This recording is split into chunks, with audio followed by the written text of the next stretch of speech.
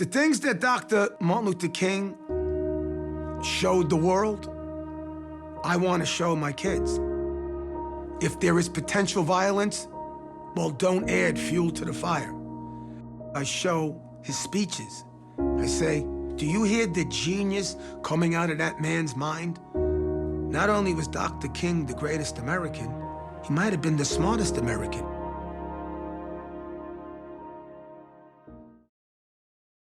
With the most wins in New York public school history, Ron Naclerio and New York basketball are synonymous. For more than 40 years, the coach has frequented the playgrounds and gyms in that city, looking to change the lives of young men with a basketball and with a story rooted in Dr. Martin Luther King Jr.'s message. How that became a life-changing mission for a coach came from a life-threatening episode. Shots rang out last night in this quiet Queens community. Gun violence rising in New York to disturbing levels. When are we going to come together to save these young lives? Growing up in New York wasn't easy. It was definitely a challenging environment, you know, going to school, seeing crack vials on the curb, you know, seeing people hustling. There's so many minefields that you have to try to navigate around, from gangs to drugs to guns. It was dog-eat-dog world out there. Either you tough or you gonna fold, and we wasn't folding. Basketball served as an outlet for me. It was a therapy. I didn't have my mom, my dad, my brothers. This school, it was almost everything to me. Being in this building, practicing, I think that saved my life. Basketball at Cardozo, I think, does have a big part of protecting the kids from the streets, because I'd rather see a kid shoot a basketball than shoot a gun.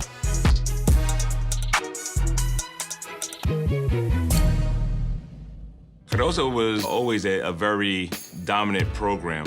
He's had a lot of great players here. You know, the Royal Ivies, the Rayful Alstons. It's a religion. You put out the uniform that says Cardozo Judges, there's a lot of blood, tears, and sweat.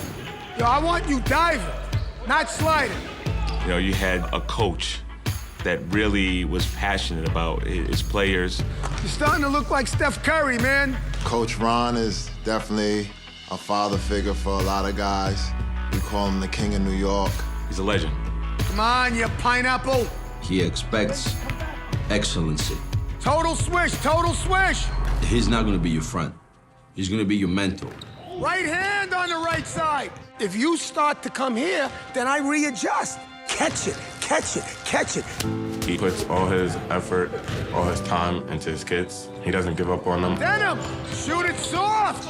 A tough rim that don't go in. He always wants to make sure you're doing good, even when it has nothing to do with basketball. Everybody, unfortunately, doesn't have a strong father figure in their life. Having a coach like Ron Naclerio that cares for his kids, I think that there has saved a lot of lives.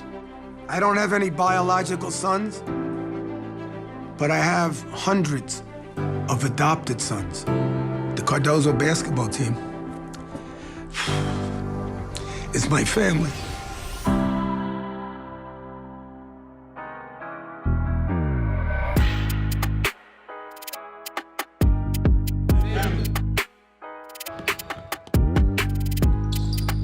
Joseph Ching, get here! Got him, pick it up, pass it! I've got the most wins in New York City public school history. Let's go! Let's go! Time out! But it's the 7 players I've lost to gun violence that keep me up at night. My mission is to teach my players that violence does not fix the problems. Something that I've learned from Dr. Martin Luther King Jr. Nonviolent direct action is a most powerful approach. My dad, Dr. Emil Naclerio, saved his life when he got stabbed in Harlem. September 20th, 1958. He was stabbed in New York while autographing copies of his first book. I heard someone say, "Are you Reverend King?" And I didn't hardly look up, I just said yes. And by that time, she leaned over and stabbed me. And of course, it was a near fatal stabbing. My dad rushes to Harlem Hospital, goes into the operating room. He sees the knife in his chest, touching his aorta. If Dr. King would have sneezed or coughed, he would have drowned in his own blood.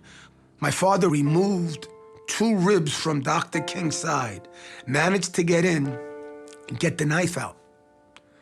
Saved Dr. King's life. 3.5 months later, my dad gets a beautiful letter from Dr. King thanking him.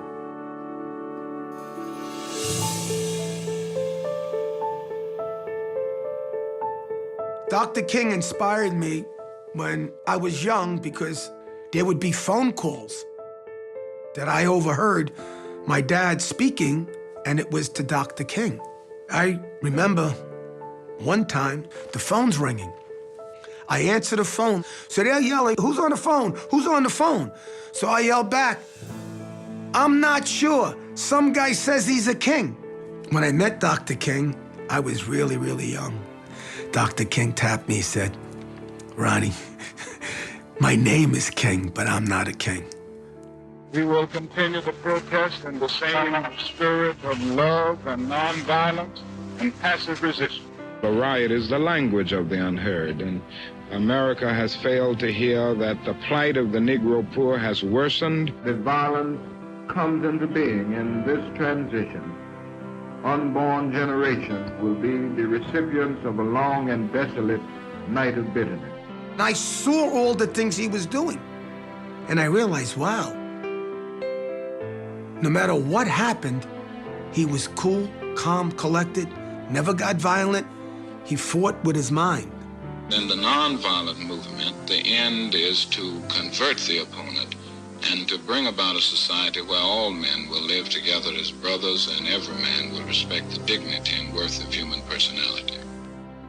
The things that Dr. Martin Luther King showed the world, I want to show my kids.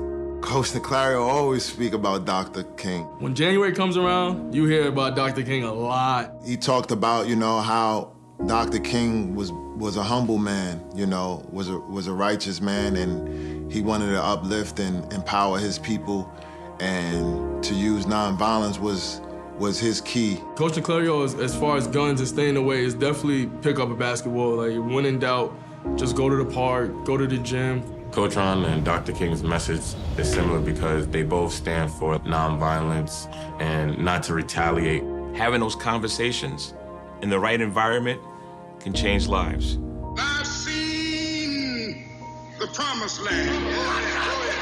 I may not get there with you, but I want you to know tonight that we as a people will get to the promised land. I believe if my dad did not save Dr. Martin Luther King's life, history would be a lot different. The extra 10 years that Dr. King lived before he was assassinated, April 4th, 1968, Dr. King opened up so many doors. I'm the first black police commissioner of Suffolk County. I wouldn't have been able to be there if it wasn't for somebody like Dr. King that knocked down barriers. And I think Coach Naclerio pushed his players, people like myself, to also knock down barriers as well. That's his drive. I need to get these kids to places that they don't think they can get to, and that was me. I've dedicated my life to this game and my players. I hope to have impacted them the same way as Dr. King impacted me.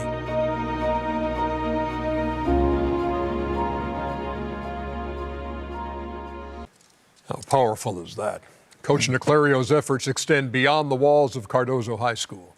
After one of his players, Amir Griffin, was killed by a stray bullet while he played pickup ball, the coach organized a tournament at Rucker Park last summer. Only teams who had lost a player to gun violence could take part. The tournament was packed and brought awareness throughout New York City. Kenny, you know this man. Yes. Yeah. 40 years of coaching, I was obviously that's hitting through my era. You know, Coach Naclerio, I talk to him at least 2 or 3 times a year. We text back and forth.